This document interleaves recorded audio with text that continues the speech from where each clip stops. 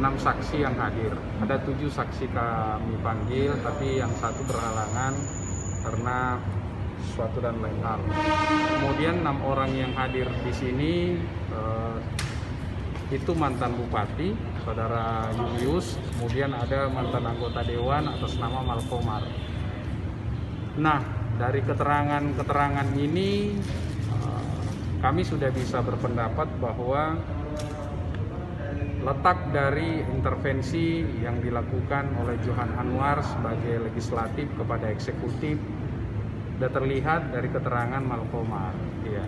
Intervensinya itu adalah meminta kepada Malkomar untuk mendatangi Sekda saudara Umirtom dengan kabah perlengkapan saudara Slamet Riyadi. Bantuan itu adalah menanyakan bagaimana progres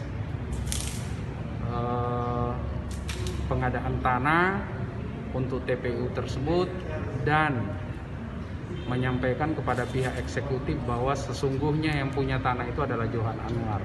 Artinya apa?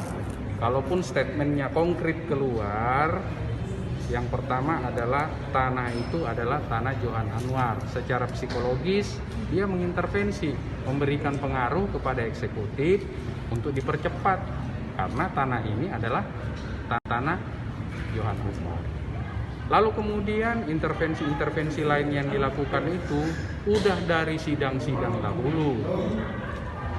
Pada saat Umirtom melakukan rapat anggaran waktu itu membahas KUA PPAS, di situ Umirtom sudah terpengaruhi oleh permintaan dari Johan Anwar agar yang 2,5 miliar anggaran itu kemudian naik menjadi 6,5 miliar.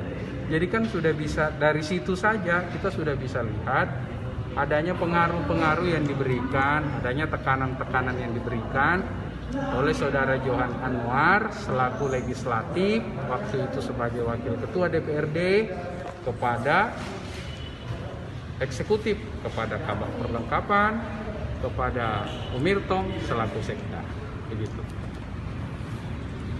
Bang.